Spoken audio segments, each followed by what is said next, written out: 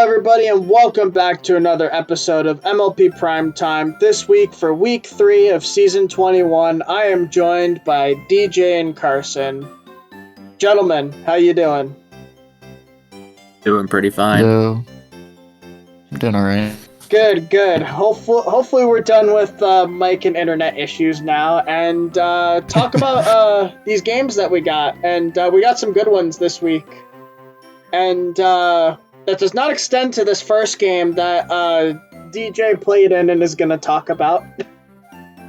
Yeah, I have to talk about this monstrosity here. So, where do we first begin? things first. Yeah. So first things first, going into the matchup, I was very Ursaluna Blood Moon. I just didn't really have a good way to switch into it or deal with it at all, so I kind of didn't have a game plan. And then on top of that, I kind of expected Lapras to come, since I do have a Terra bundle, so I kind of over-prepped for it. I guess I can hop into it and just kind of see what happened and what the situation was like.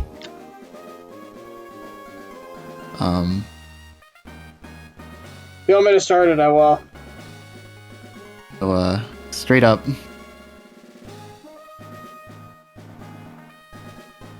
the lead situation was, I didn't really have a good lead plan. I just kind of figured, oh, just lead Landers and everything will be fine.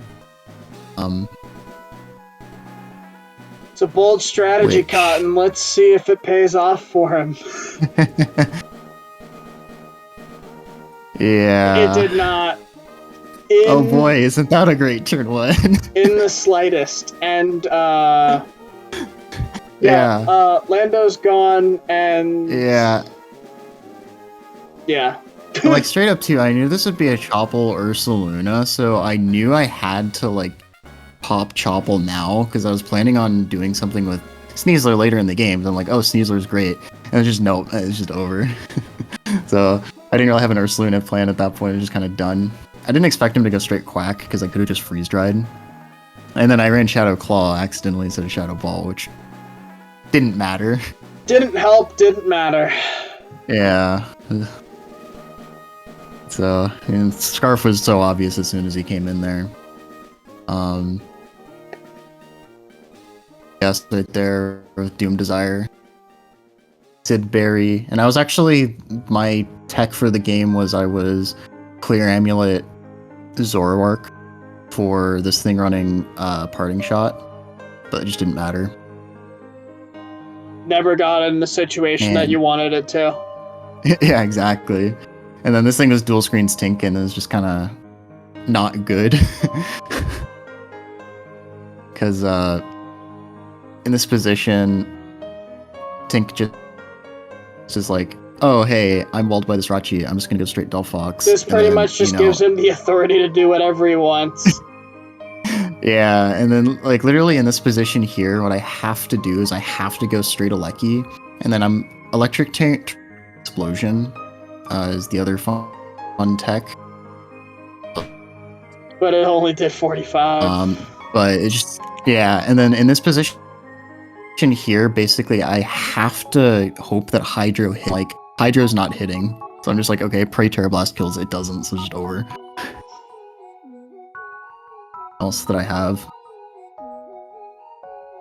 So it's just a lesson on Focus Blast. Don't click at turn 1. Don't risk. In hindsight, I probably should have just run Grass Knot. Don't risk it all. I mean, there's a High Dragon that it was just like you probably did need Focus Blast just because High Dragon's there. But yeah, it was just for me. I got 6-0'd twice and lost to finals. Just it happens. It's alright. Your Landorus and my Goodra from last season can kind of hang out in the blind community. Yeah. And my Overquill and DGBA as well, because I hit one gunk shot the entire year. Yeah, it's just the funniest part of all of it is that I have the bundle, so of course I'm just never gonna hit a Hydro all season. course, I didn't even try to, but with how my last week was not gonna hit the Delphox. I don't even think it killed, but Are you seeing why it's not broken now? well, see electric and not Terra water, so that's my excuse. If only the Lapras tried to came, my say tech would have been like 200 IQ. Yeah. Air bundle's a fraud. That game was just a very unfortunate ass kicking. I thought the Delphox set was cool. We didn't really get to see much else. We barely saw the Blood Moon, which you were terrified of. But yeah, it is what it is. There's still time to make up this loss. So yeah, now we got our download game, our Season 14 finals rematch from Top Division. We got Nala and Sweaty with we got some powerful Pokemon on each side. We have Glastrier for Nala, and we have the that's Tauros Blaze, right? Yeah, for Sweaty. But otherwise, he's got this gross balance nonsense. Oh. And Nala has Skyman, so that can pretty much do anything. Alright, anyway, technical difficulties, done. Thing of the past. Anyway, we have Pokemon here. So, what do we got? We got Polton Raikou, right.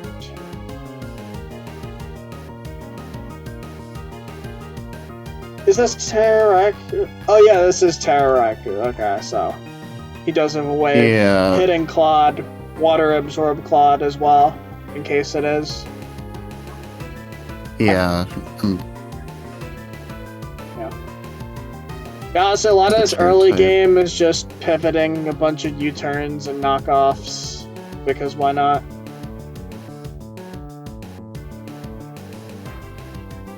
I mean, that's what the game's about. Fun stuff. Oh yeah. Yeah, I think he was able to get rid of rocks like a million times with treads, with the balloon intact too. But yeah, that's impressive. Pretty much he's gonna get Clef and on treads Mandy moment every single time. Yeah, I remember this game. It was basically just a pivot triangle between Claude, Mandibuzz, and then Let me see a little bit of a treads change. Clef. We see the Raikou drop to Draco. That's probably Specs, if I had to take a guess. I think it was that Raikou is decently bulky, especially. Now it's Glastrier time, though, which unfortunate burn. Which he got burned. And it still got a crit. It crits through it as well. That was a crazy turn. So he's gonna preserve it. He'll just sack the balloon on treads to preserve it, which is probably okay. Yeah, keeping sack fodder for later is reasonable here. Yeah. That's not what he ends up doing, but... The red card Brachi on the rapid spin was cool tech. Yeah. Not 100% sure of what that's for, but I guess it works. Yeah, I assume it was probably for Skyman. That's my guess. This is a fucking joke, right? Hold on. Hang on, timeout. I need to pause the record. I need to pause the recording. No. No technical issues this time. But Carson, Alex Nedeljkovic just scored a goal, apparently. Oh no shit. Yeah, that was worth stopping it. Alright, well, that was funny. Anyway, Pokemon, yes. We got distracted as fuck. But that was worth it. This is the least scuffed recording of all time. So yeah, that's what I was hinting at before. The Healing Wish Clefable got this Glastrier back up, and it claims another, and we just see Treads come in and own Rachi again, but this time it just gets rid of it. Yeah. Love Treads. It really is kind of Joker Pawn at this point. Well, it does actually kill the Treads, which is... This is probably Scarf Skyman if I had to take a guess. I think it was. It would make a lot of sense if it was. Yeah. I think it's a fairly Last year obvious. just claims one here. I Oh, think it's it's an Isoco crash. very obvious Scarfman matchup. Not that knockoff mattered. It literally took 11 extra damage. Yeah. It's gonna die at a... Look, it dies here. Fair switch.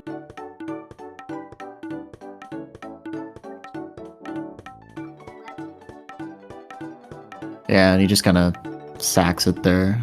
Fair enough. I think it's the first match Yeah, I've seen there you Skyman go. actually not be a fraud. Yeah, Skyman is a fraud. but Just this because is it the hit one everything, that- it hit all 4 air slashes. Yeah. But yeah, no, that game was won with the Healing Wish Glastrier. Without the Tauros there, it just became so much harder for Sweaty to kill it.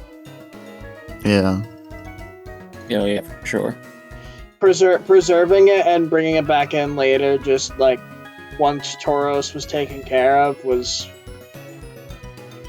good insight by Nala. Yeah, for sure. But I mean, at the same time, Skyman just did that end game as soon as Jirachi was down. Like, Skyman was just completely free, too. Just wasn't anything Every left on air the field. slash. Yeah, I actually hit air slash. Yeah, so that's it for that game. And now, moving on to Trace this week, we got Lewis and Vader, and this might be the best one we've had so far for Primetime.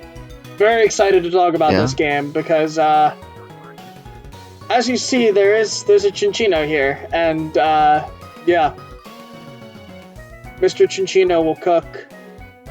Yeah, it's always an interesting matchup anyways when these two play. Because, I mean, Lewis historically struggles a lot against Vader somehow. I guess I wouldn't say somehow. Vader's a good player, but... Well, yeah, it's just interesting because, like,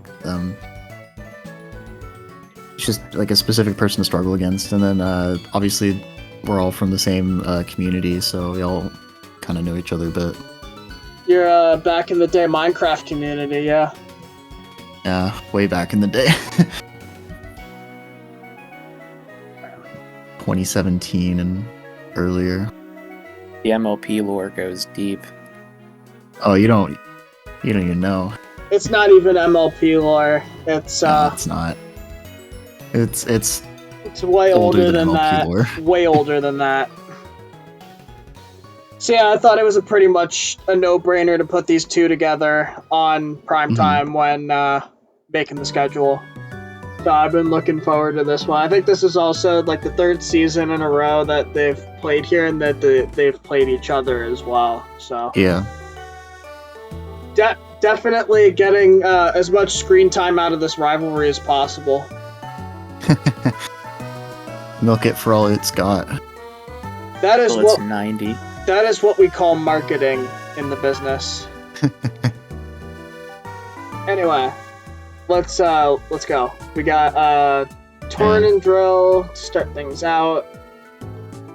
Clean Zap. Yeah. Knockoff. Claim Boots. Here comes Tinglu. Yeah. Slitherwing comes in for free and just U-turns. Rocky Helmet Torn and this was good. Try it. Yeah. So Wellspring gets the Trailblaze off right away. But It's a slow Torn, which is interesting.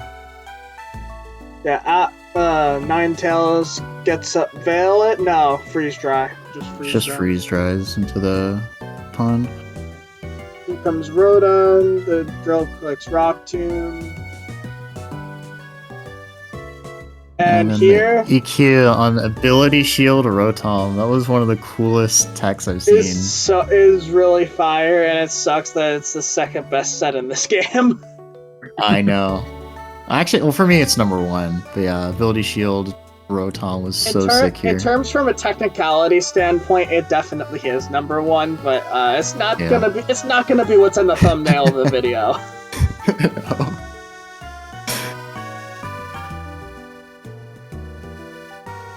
No. Torn taunts the Yuxi, and then Torn is doing Torn things, of course. just Bleak wins on the Zapdos, gets out.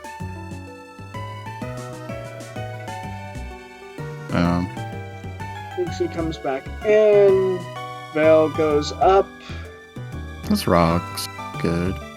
Blaziken. Hard Blaziken on the Yuxi comes in, and then now we see Quillfish. And yeah, this wasn't Intimidate, actually. What's the other? Was it Poison Point? It wouldn't be Swift Swim. I'm guessing, but it wasn't Intimidate. Like you saw, he switched in, and it wasn't Intimidate. That's very odd that it wasn't Intimidate. Unless the Crypt Barbarog. Unless he just didn't click Rain Dance for whatever reason, because EQ chews right through that thing, but he doesn't have a move for Yuxi, he just is forced to CC. Yeah. I wonder why it was CC and EQ and not Flare Blitz EQ. I'm assuming that he was expecting to get first impressioned anyways by the Slitherwing. So he just didn't think he needed Flare Blitz on. I mean, also there's a Zapdos there too. Why not, like, yeah. Yeah, that is interesting. It's weird. I mean, it's a minor nitpick, but now the threats in Rocks are gone, and Cinccino is tidied up. Actually gonna double down and... Yeah, there's just a couple misplays there too, like just straight up. And now we see the Terror Rock, and it only takes 2 hits through Reflect to kill. Yeah. Here I thought that's a ballsy ass wild charge there. Yeah. I mean, to be fair, Evader does have to kill off this Reflect turn here. Like, Cinccino is very dead.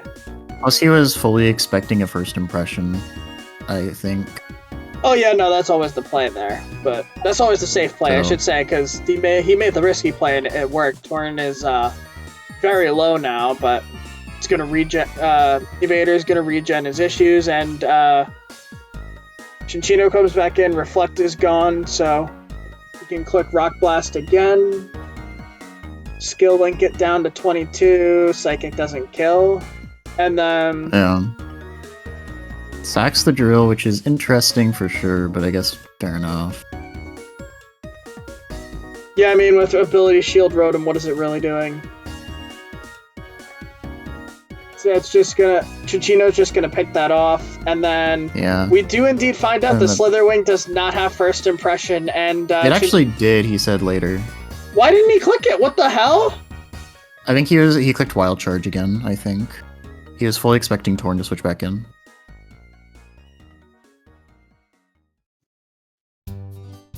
Oh well. I'm glad we got better content out of it. So it doesn't need to... Cinccino did not need to tidy up again, but thankfully it just Rock Blasted and Bullet Seeded its way to victory. And I believe Evader was 0-2 headed into this game, so huge 5-0 win for him. And Lewis was undefeated going into the season. Yep, he drops to 2-1 now. Yep, and last but certainly not least, Mr. Carson against Charlie. Yeah. Alright, so I'm gonna preface this. This was definitely totally just thrown together. I was in the hospital when this battle happened, so this was like a very spur of the moment. Had my newborn daughter in my lap. We're not there anymore, but like we were still. I did this battle in the hospital. Yeah, and I did just want to say a public congratulations on becoming a dad. Thank you. It's the greatest thing you'll ever do. I hope to be one day. So. Second greatest thing. He's gonna win anal someday, so it's the greatest thing, obviously. I hope he aspires to. I do aspire. to become not only the anal leader, but the anal champion. Yep. Indeed. All right, let's You know try what? this one more time. We'll see the Tauros and the Blastoise lead. And Charlie clicks Body Slam, and I don't know if Carson was expecting Flamethrower or Fire Blast from Tauros, but he got popped. Yeah, I'm not even gonna lie. I forgot Tauros even got access to like one of those moves, so I was like, it's fine. I'll just set up my rocks. Yeah. Even though it has like piss poor special attack, it does get the sheer force life orb boost, so it still does a decent amount. Plus, it's a fortress, so Yeah. I would have thought it would have been fair. I would have thought it would have been fairly obvious, but hey, I've never given birth before, so what do I know about And you won't ever. thinking about what moves Tauros gets. Hey, never say never, DJ. That's true. After And all, then now we Chris see Chan also is Sarah gonna have a Ledge kid, come but- in, Tara out of dying to throat chop, and SD right in Charlie's face. Now, Yeah. It was would- at this point they Yeah. knew they fucked up. pretty much. Yeah. Because when I was watching this live, I pretty much just thought, like, if Carson hits Poltergeist, he'll win. But we're gonna see in a second here that, like, you didn't even need to. Bitterblade, dead, back up to full. Here comes Glim, maybe it's Focus Sash. Nope, Ironhead, boom, dead, gone. Bop boop beep. And then Valiant, not booster energy speed, so will outspeed. I don't know if it Bitterblade, outspeeds boom, dead. I don't know. Actually, I don't know if it does. I don't think it does, actually. Saralech is like somewhere in the 80s for speed, right? It's 85. Yeah. Its speed tie is Quackroval and Terrapigo. The 295 times 2, I don't think it Five. does. 90. Yeah, it's 590. And Valiant would hit about 540. Low, So yeah, it's faster low than key, Valiant. anyways. Charlie's only out was like Sash Glamora. That's kind of it. Sash Glimmer with Earth Power. It's the only out there. Oh yeah, I was also thinking after the fact, like, what if Charlie had Earthquake on Tauros I don't know. instead of Throat Chop? Good Like, question. it's definitely dead if, like, Tauros has EQ. Obviously, it's not Life Orb boosted. I get why. Wait. Wait, it didn't even have Life Orb because Throat Chop It's doesn't. just sheer. Throat Chop doesn't have the. Throat Chop doesn't have a secondary effect. It does. I don't know if it counts for sheer It force stops. still. Yeah, say it stops sound moves. Well, no. I don't think that counts. You can look it up. There's a. I'm like 99% sure that doesn't count as one. Let's see. Throat Chop. It's affected. Yeah. Oh, really? Yeah. That's so weird. It feels like it shouldn't count, like, because it's not like a stat drop or a status inducing. I mean, like Stone Axe counts for it too, though, and so does two other things. That's actually interesting. I didn't know that. I just thought Throat Chop wasn't affected, but I guess it is. All I know is for sure that EQ isn't, and EQ could have bailed him out. But I get why Charlie didn't bring it. Mm. Yeah. Anyway, Stellar Jugulus, Bitterblade, Bop Boop Beep, Baxcalibur, Ironhead, Bop Boop Beep, and Serena, Bitterblade, Bop Boop Beep. So yeah, And good old fashioned.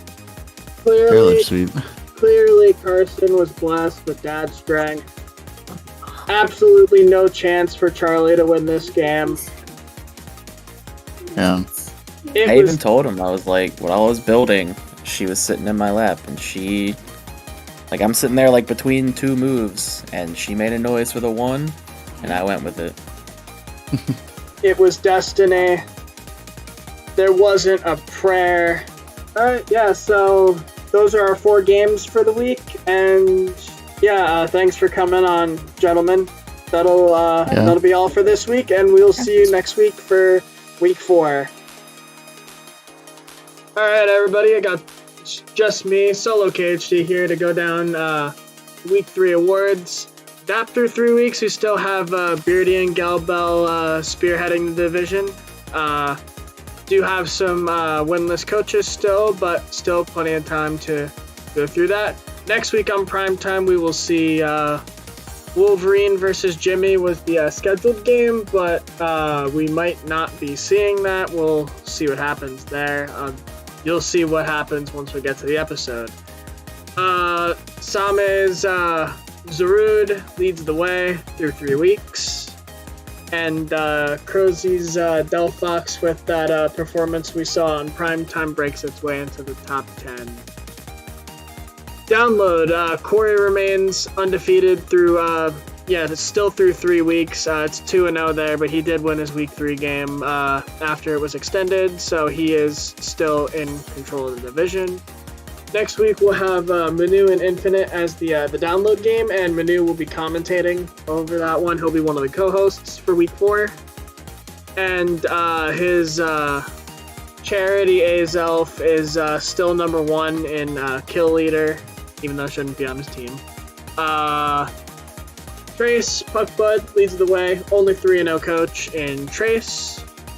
Next week's game will be Kaksai versus Dim from Trace for Primetime. And then Ben and Tark are the 2 3-0 coaches in Analytic. And Ben with a very dominant plus 15 differential. So far he's done very well in the Analytic division. Next week's game, Kuma and Blue Fusion, very anticipated rivalry game here for next week. And Ben's Ogrepon got a big sweep over Kuma, so that is your analytic kill leader through 3 weeks. As we saw, Carson's Saralege dominated Charlie for Pokemon of the Week. We saw Evader's Cinccino go through Lewis, and then Marty's Articuno and adaptability just absolutely sat in on Scrappy and did whatever it wanted, so it got low tier Pokemon of the Week. And 3 of those 4 primetime games we'll be seeing on our end of season video. I forgot Trace MVP because I'm very, very stupid, but Puckbud's Enam is kind of on the P. McGee Terra Regieleki Warpath from season 19. That season Terra Lecky got 27 kills, and Enam's already at 12 through 3 weeks. We may have a potential challenger to the most kills in a season in MLP history. We shall see what happens with that. And that's it for all the awards this week. I got Lolcow of the Week for getting that, but hopefully I can get rid of this nonsense on Monday. We'll see you guys next week on Primetime for week 4.